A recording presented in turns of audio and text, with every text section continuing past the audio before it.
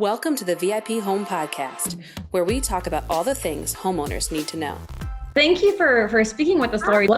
My co-host, Caroline. I don't know if you've met Caroline before. Hi, I'm Caroline. I work on our partnerships team here at vipHomeLink, and we're so excited to have you. And I think we're going to have a great conversation. Thank you. It's great to be here. So I know our listeners are probably very familiar with you, but why don't you take us through a little bit about your career, what people know about Trading Spaces, but how you got into design and your time at Trading Spaces and what you've been up to recently. Right, great. Design was a mid-20s choice for me. I have a degree in journalism, broadcast, oddly, from Southern Methodist University in Dallas, and immediately went to work out of school for CNN in Atlanta. And my very best friend was an interior designer. And the only way sometimes to see her on the weekends, and designers will understand this, or to see her on the weekends was to trail behind her, like helping her work, because she was always loaded down, being low man on the totem pole with trying to go get fabrics, textiles, find things for clients. And so I would just kind of trail along behind her. And I was an art history minor. I had studied abroad. I loved architecture. I moved a lot as a child, and my mom always had a beautiful aesthetic that I just kind of took for granted. But I appreciate beauty and love beauty. And she would send me off to like, hey, Laurie, see this swatch? Can you just go try to pull some things? And I'm like, I don't know what I'm doing. She's like, just do it. Just do it. And I'd come back and she'd be like, wow, I wouldn't have put that together, but I like it. And so, this was like 1996, right? So I'm like, okay, well, so I started speaking to some professionals in the field. I was in Atlanta, Georgia, and they all said, are you tied to Atlanta? I said, no. Are you tied to anything? No, I was single. And they said, we suggest you go to graduate school. Go to school. Don't just come to work for us. If you are free and can do that, go. So I applied to several schools, and my dream school became the New York School of Interior Design on the Upper East Side. It really was a classical training, and it catered to a lot of people. The median age was more mid-20s, people coming out of investment banking or whatever career they were in, really making that shift. And it just seemed like the perfect fit. So I was New York bound, and I graduated from there, working for an architecture firm. Life takes interesting turns. I end up back in the South in Mississippi. And oddly, the same best friend who I would trail around behind gave me a call one day and said, I just got the strangest phone call. And I said, what? She's like, there is a production company in Knoxville, Tennessee, who has bought the rights to a British show called Changing Rooms. And I said, I know that show, because one of my best friends in New York was from London, and her mom would send over the sea every week a VHS tape of Changing Rooms. And I became completely addicted to it. So here I was with this kind of, I hate to say, home court advantage of knowing the rules of the show. 2 days, 2 sets of homeowners, $1,000, get it done. And I said, Heather, did you say you're going to audition? Because they were literally looking up designers in the yellow pages. There was no internet. I mean, remember, this is like 1998. There was no searching, no Google search. They called her in the yellow pages. She was like, Laurie, I hate to have my photo taken. I'm not going to do a television show, but I've given them your name, because she knows I broadcast journalism. I had done theater classes in New York. She's like, I told them I knew this. I have a friend whose background is so interesting. And they're like, wow, we haven't spoken to any designers who have a television broadcast background. Long story long, I ended up there 3 weeks later auditioning. I will never forget it, walking into this sea of people from all over the country. And this was the beginning of 1999, and it was very edgy to wear little black framed glasses, whether you needed them or not. And I just couldn't look more different than everyone in that room. I had big red hair, and I was probably wearing bright green, and the Southern accent was back. I was like, oh boy. But I remember looking across the room and thinking, well, things could be worse. I could be that guy. And it was Frank Violet, who's our older castmate, who I love and adore, and who we recently lost. I don't know if you've heard that. Frank passed away a few weeks ago, but what a dear man. But oddly enough, it was the odd couple that was chosen for the very first episode. So we shot the pilot in 1999, and the show would be nominated for a Primetime Emmy 3 years later. Our one claim to fame is that we beat Oprah Winfrey in ratings for like a little pocket of time, 4 o'clock. It's just like this little engine that could, and it was just a phenomenon, and none of us saw it coming. When we had the ability to reboot a couple years ago and come back, I think it was just overwhelming that the entire cast came back, because every single one of us has eternal gratitude for that show and how it propelled our careers. And some people have remained in television. I mean, like Todd Pennington, who remained like a huge superstar with Extreme Home Makeover, and Yip stayed in, and Genevieve Gorder. A lot of our castmates stayed in television. I stayed home to raise kids. That was my personal choice. At the time that Trading Spaces ended, my son was 4 and my daughter was 2, and it was just getting to be too much. I traveled for 4 years with nannies and behind the scenes doing all that craze. I had an infant, and, or I was pregnant on the show twice, just a whole lot of juggling. But that's the story in a nutshell. It really is. I'll never not consider it a miracle in my life, because I know the odds, I know that industry, and I never took it for granted. That's for sure.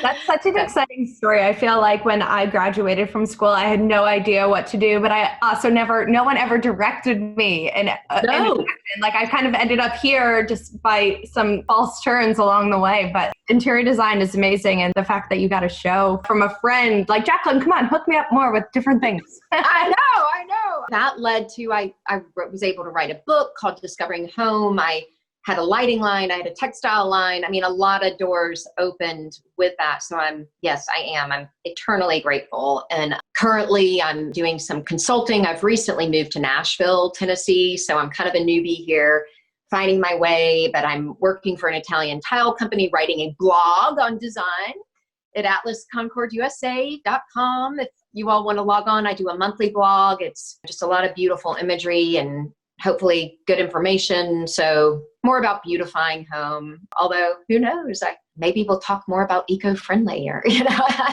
a million topics we could cover, right? Could we talk a little bit about beautifying homes and like what you sort of think, if you're talking to like maybe a first-time home buyer or somebody who's buying a home again, but hasn't in many years, what you would suggest is sort of the first places to start in terms of beautifying a home, and also what you think the most like standout points are. I think for our readers or our viewers, I feel like everyone's sort of in a different stage, and just hearing some tips on like what to you would make something beautiful, but also if you're selling, what would make something also a little bit more beautiful to the gamut than just yourself.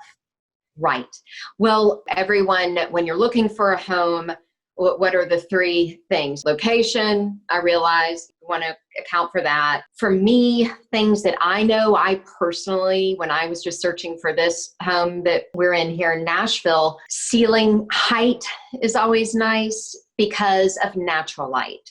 So I'm always looking for as much window light, natural light coming in. Things to look for, which also become very eco-friendly, is natural light. Hardwood floors are always a nice thing to look for, or tile, as opposed to synthetic rugs and carpets that may have VOCs, things that are going to emit toxicities in the long run in your home. I just hate to say good bones, but it kind of is, and how do the rooms flow? What are your visual axis? I think so many people don't look at the whole picture. When you're standing in the entry, what are you looking? Are you looking through the home? Do you look at a blank wall? Is there a window with a pretty view of the backyard? What are you seeing through that view? Is it straight up a staircase? What interest can you bring at each visual axis? How do the rooms flow from one to the next? Are they more enfilade? Are they symmetrical? Are they asymmetrical? Is that going to be a challenge? Are there architectural elements that maybe weren't great choices that you may need to rearrange or pull out? Depending on your budget, some people can come in and say, oh, I'm just going to blow through it. And great, I wish I could. And I have plenty of clients that do. But if you're looking for something in the mid-range and really know that your budget is more conducive to repainting, maybe putting in some architectural elements like bookshelves, enlarging some windows. It is amazing what taking a window from mid-height to ceiling to floor will do. I mean, absolutely transform a space. Lighting, lighting, lighting, over and over again, lighting. As you know, you are a designer. You can have the most beautiful art, the most beautiful textiles, the most beautiful rug, but if you're just constantly in the dark, it's tough. So what are some lighting elements that people could add into their space? So say they don't have the budget to expand their windows. Are there ways that they can bring in light or enhance natural light other ways? absolutely. If you can bring in and have some incandescent or recessed lighting put in, although I'm very mindful to say, please, please, please don't make your ceilings Swiss cheese. I've gone into so many homes where it's just, you know, and it's almost just crazy. There was no rhyme or reason. People just started poking cans in the ceiling. I'm not talking about that. You know, the best places for that kind of lighting are in task, because they're more task lights. So they're going to be a more harsh light, but in the kitchen, down a hallway, an entry if it needs a little spot in addition to a ceiling fixture. But in living spaces, I really, really love to look for hanging fixtures. And, you know, it doesn't have to be something crazy expensive. I can't tell you, one of my favorite fixtures has come out of a flea market, just cleaned up, spray painted, a whimsical color, and put in a living room ceiling, and it's fantastic. So, I mean, you can find those pieces on a budget. And again, I cannot express enough the importance of the dimmer switches. These are very simple things to add to your home. I think a dimmer switch costs $8.99 at Home Depot. And while you have an electrician over, if you are installing just a few incandescent or can lights or a ceiling fixture, it is very simple to have them put it in. I have a dimmer on every room in every room in my house, because I can either bump it way up in the day, and then at night I don't come into a fishbowl. You just dim it down, and that just sets a mood. Just a complete, immediately it's like I can exhale. Oh, okay. Yeah, this is my nurturing space, you know, not an abrasive light. I still love lamplight. I'm a stickler for incandescent. Sorry, all the people with their LED, but I just love a good old fashioned bulb. It's warm. I became so paranoid, and I know it's so energy efficient. Forgive me, but, and I went and I bought just like boxes and boxes of light bulbs when everyone said they're going away forever. I was like, no. Yeah, so, but the incandescent, the LED has changed significantly in the last 5 years. And it is not a cold light anymore. It's not a blue light. It is a warmer light. So it really has become much better. And it is important for energy efficiency. But I had a darker corner in a rental house that we were in a couple years ago, because we just had a couple of years in Memphis and we knew we weren't going to be there long. It was a rental. I wasn't going to do anything to it, but lamplight, even going and getting one of those cans that sits on the floor and pivots. I stuck one behind a pretty standing plant, and it just put a glow in the room that was nice and subtle, and I could just switch it on and off with a light switch because the outlet was attached to the light switch. I put it on a dimmer as well. I did have some dimmers installed because it was an inexpensive fix, and it makes all the difference. So I'm going to do that, because I'm really particular about my lighting, but I haven't found a way to manipulate it. Yeah. The answer.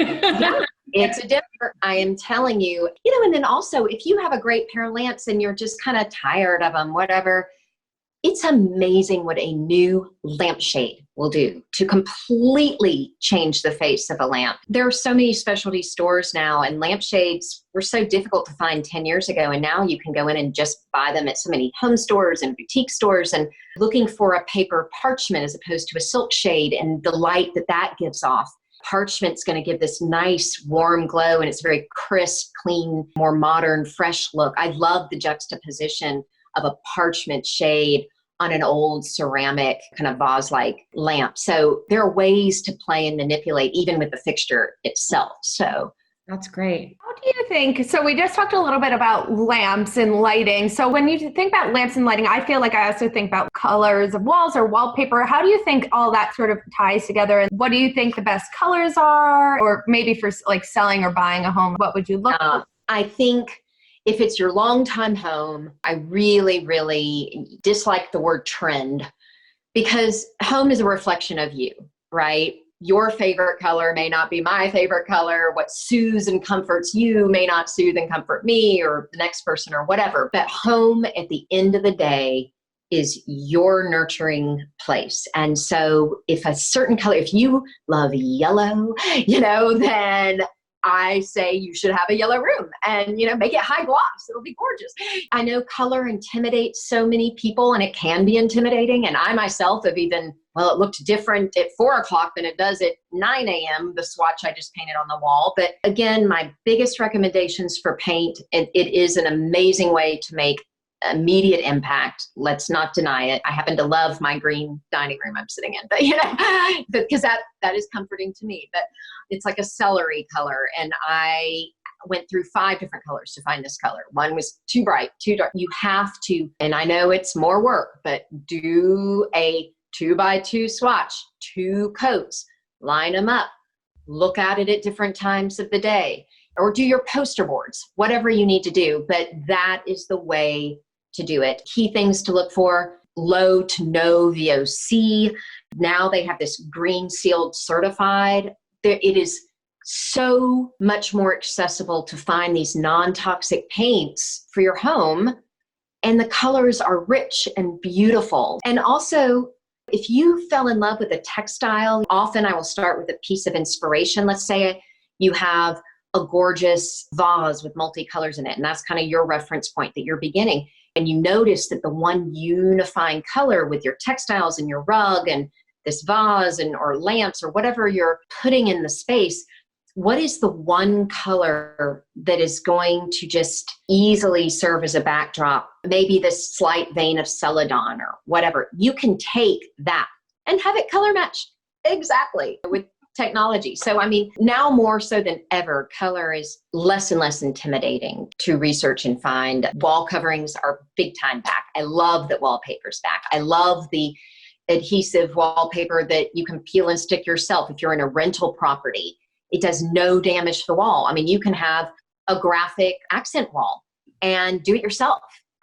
That's so amazing, so they're great ways to make impact. And if you're reselling, just don't paint the whole house beige. Try to find just a more, neutral does sell more, because if people walk in and see a deep red dining room, they might think, oh, I don't want to deal with that. Whatever, it's paint. But yes. My parents' house looks like, just from the snippet I can see of yours, looks exactly like this. Like they have a mint green dining room and like a yellow living room. So it's like looking at my parents' home. Oh, love it. Yeah, I'm a color girl, but more pale colors. I have a lot of art that I've been fortunate enough to collect and love. And so I tend to go for more toned down, unless it just is a piece that requires a super vibrant deep wall. But yeah. So you mentioned today with technology, matching color is easier than ever before. Are there other ways that technology has influenced design, or you as a designer, or how you approach designing a space?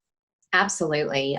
When I was in design school, I'm still dating myself, everything was hand drafted and drawn. CAD was maybe just coming onto the scene, but it was not used by anyone at that point in design other than just strictly architects and usually commercial space. But there's so much software now. I know that there are apps that you can get on and take a picture of your wall and see the color, choose a color, whether it's Benjamin Moore or I think Sherwin-Williams, I know, has an app where you can literally choose from their fan book, press it, and it'll superimpose that color on your wall. And I know that's not the same as what we said with the poster boards and seeing it in a certain light at a certain time, but at least it gives a visual of, you know what, I thought I liked that color, but now it's feeling a little overwhelming, seeing it visually on all the walls.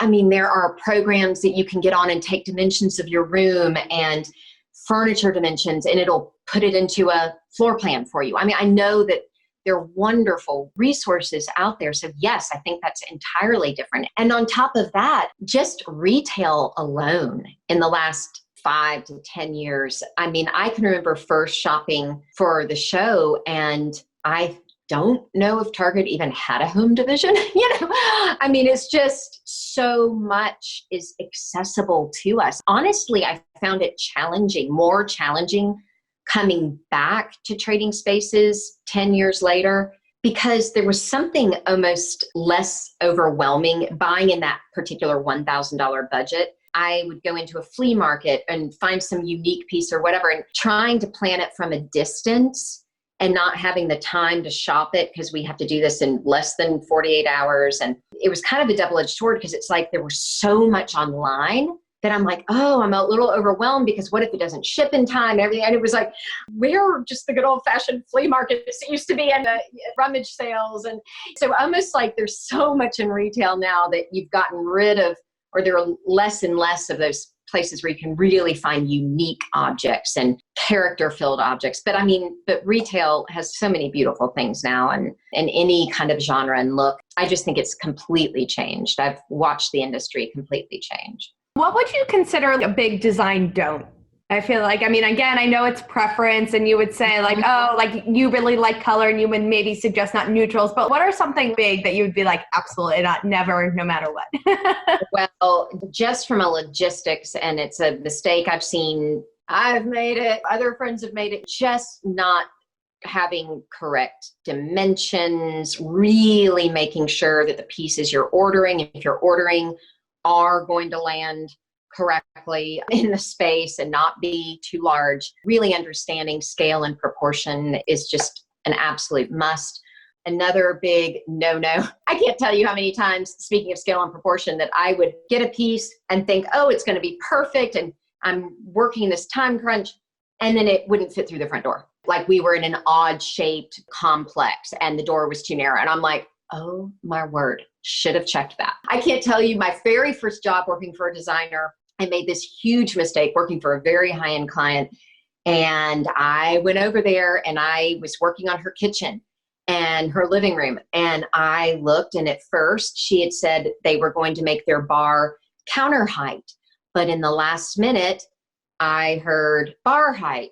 They were still, because they were in construction, and I didn't verify and went off old measurements and ordered these crazy expensive that were on back order counter stools, and they were supposed to be bar stools, totally varying height. My bad. These are big design no-nos. So I don't know if that's the kind of thing you're asking, but scale, dimension, because you can find the most beautiful sofa on the planet, but is a 9-foot sofa going to be too overwhelming for your space? Really get in there with a tape measure. If you have graph paper and you're doing it yourself, cut out little pieces of furniture, lay it out. Do you have at least 3 feet of wall clearance around pieces? You don't want to close off a living room, for instance. You may have a sofa floating in front of a fireplace, but have you just totally blocked the entrance to the room? You want a seating arrangement to be inviting. You want it to be accessible. You want to pay attention to traffic patterns, I like to call them, because you want the house to flow. That's so funny that you bring up your bar stool, counter stool story, because we try to do we try to do with all of our guests a segment on homeowner horror stories. I feel like that one might count for hours. Well, in the grand scheme of life and in the climate we're in now, you must feel silly saying that. But if someone's paying you to order the correct thing, you need to make sure you have your measurements correct. Definitely. So talking about scale, because I'm not great with depth perception for whatever reason, and our bumper can attest to that. You talked about graph paper in the space. What are other things you could do to kind of get a sense of the fit and the shape? Because I feel like for me, I often underestimate how much space. Like, what are there steps that someone could take in that design process to really help them understand or feel the scale better? Absolutely. I mean, the good old-fashioned way is to spend a Saturday rearranging your furniture. Push yourself. Take a chair from your bedroom that you think is great. It may be great fireside. If you can bring some friends over, don't try to do it yourself, and just spend an afternoon kind of just playing. That's great. If you don't have the ability to do that, I'm telling you, I'm so old school, but I still get graph paper, 1 square is a foot. I get my tape measure out. I know exactly my living room is 15 feet wide by 20 feet long. And then I know my sofa is a 7-foot sofa. It's 4 feet deep. And I cut out and I place And I play. I know that a coffee table should be at least 14 to 16 inches from the edge of the sofa to be able to get by carefully. So I measure that out on the graph paper, playing putting together design is a puzzle. It really is. It's a puzzle. It's problem solving, and it's making it work for you and your family. Sometimes it's kind of like the pros and cons. I mean, technology is wonderful, wonderful, wonderful, but also that might be intimidating to some people. I don't know how to work a CAD system. How am I supposed to do that? So just good old fashioned scissors, a tape measure, and going 1 squares a foot. It takes a lot of the guesswork out of it. Yeah, no, that's really helpful. That's great. What would you say is some of the most challenging parts of doing design work for a client? I mean, I could tell you exactly what I want in a home, and how does that relationship work? And what do you see some challenges are? I think the most challenging things probably begin as a less established designer. Maybe people aren't familiar with your aesthetic. Maybe you're trying to figure out your aesthetic as a designer. And so maybe someone comes to you and they have a certain style that maybe is tough for you to, for instance, they're super traditional and you're more of a mid-century girl. So it's really a reach to get to their aesthetic. But the more you mature as a designer, the more your portfolio expands. I really highly recommend interviewing your client on the front end, or them interviewing you, and having a thick skin. There are going to be people who say, that's just not my look. And not to say that a designer can't step out and do something totally different. I hope they can than what they're always used to. But when it's a good pairing, maybe they've come to you because they've seen something of yours that really spoke to them. That helps get you on equal footing from the beginning, at least. Now, that's not always the case.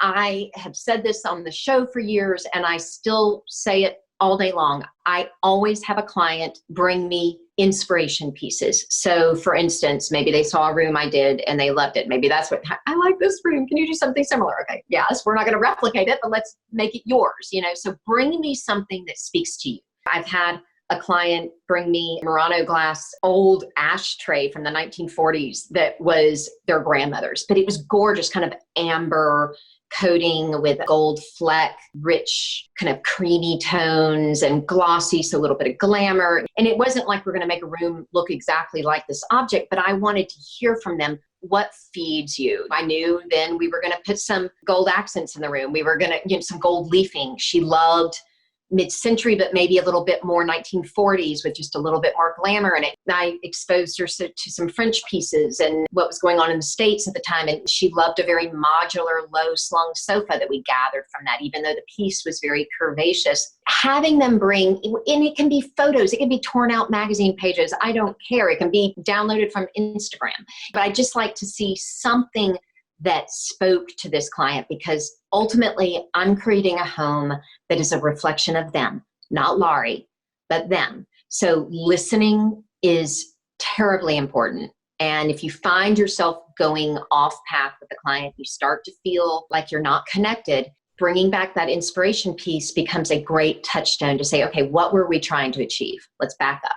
Wonderful. That's so helpful. This has been great. Good. My question was, so do you find that when you work with clients, like room to room, you start to see their aesthetic come to life? Or do you find that it can really change for a client? Or what does that look like based on your experience? Depending on what I've gone into homes where the people have lived there for 15 years and they're just trying to freshen up. So yes, I can get a much better snapshot about what makes them comfortable, what colors they're drawn to. And we have all these discussions too, because there are some clients that have lived in a home 10 years and say, we're just sick of it. We never really liked it to begin with. Now we have the budget to address it. So let's start from scratch. I don't know if I'm answering your question, but I do think people change. They may love traditional, but to me, there's a new traditional now. It's more vibrant and it's more eclectic or transitional. It brings in modern art, but yet may still have a floral textile on a club chair under a very modern piece. It's kind of like this freedom of so much goes now that it's like,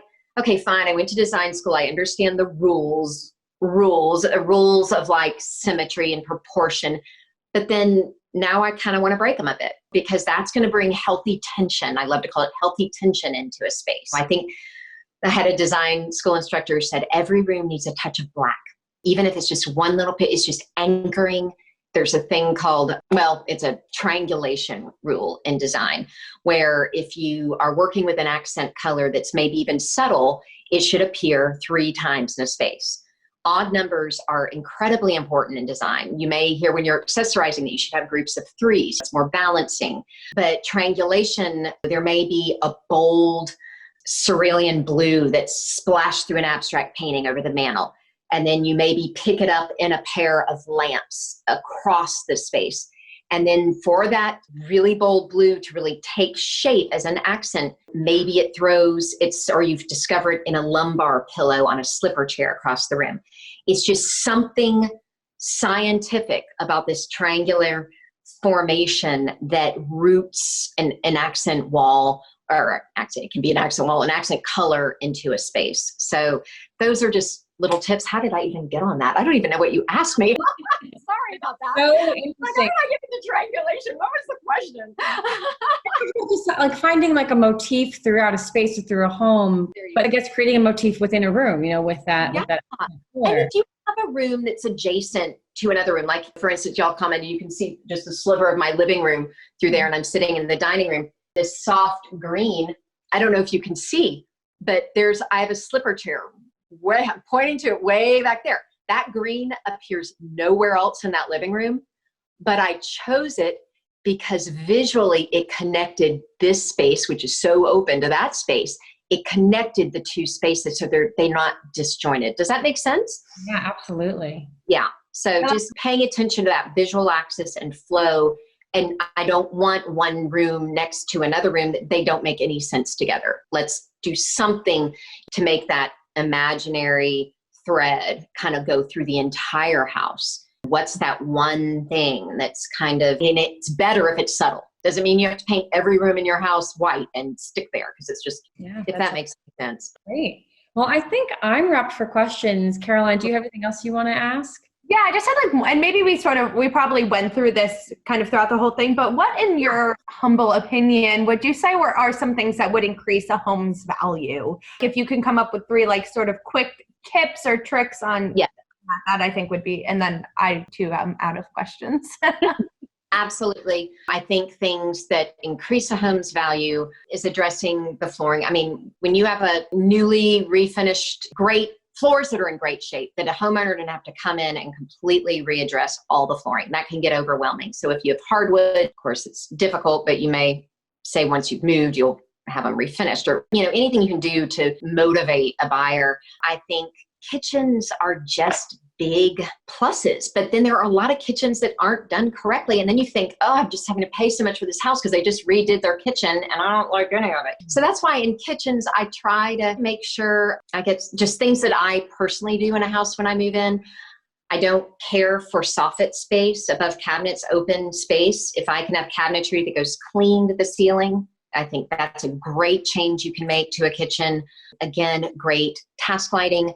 Countertops, marble, quartz is so wonderful, kind of newer on the market in the last 10 years, I'd say, but less porous than marble and other granites. Clean countertops, fresh countertops. Bathrooms, kitchens tend to be just, if you can get those redone, that takes a lot of burden off people, a potential buyer. So flooring. Wonderful. So flooring, bathrooms, kitchens. Yes. Yeah. I'm actually in the market for buying a home, and I have to say those are the 3 things that I actually was, maybe not so much flooring, but my fiance and I don't have the time to like redo a kitchen. To gut a kitchen, right. Yeah, it sounds like an impossible task. I don't know how people do it. I think I would agree with those as well. Yeah, I hope I don't have to move anytime soon, but the 2 things, I addressed paint throughout the house because it was dated. I had the floors refinished because I thought if I ever move, they'll be in great condition for resale. And I went into the kitchen and I extended the cabinetry to the ceiling, and it made all the difference. And I think just visually, if this house has to go on the market, those few things. I updated a bathroom upstairs. So wonderful. Well, I guess I should open it up if you had any questions for us, or did we miss any questions that you feel we should? No, it's great. It was so great to have you. You're such an amazing guest. Thank you. For your time. Well, this is a treat. Call me back. We'll talk more. I could talk to you for hours. Same. Well, I was just going to have you tell everybody, where they can get in contact with you. I know that you talk about your blog, where they can find your blog if you're active on social media. How can they continue to follow you after this podcast? Thank you. Well, I am. I'm writing a design blog for atlasconcordusa.com. I really hope that people will log on to that and enjoy it. I'm having so much fun doing it. And I have a website. If you're trying to reach me personally, you can email me through that. It's lauriehsmith.com. And then, of course, I love Instagram. Come follow me. I'm Laurie Smith Official on Instagram. So thank you so much. Amazing. Thank you. And thank you for your time. And we'll be in touch soon. Okay. Sounds great, girls. Bye. Bye. Get more answers to your homeowner questions by subscribing to the VIP Home Podcast, available anywhere podcasts are found.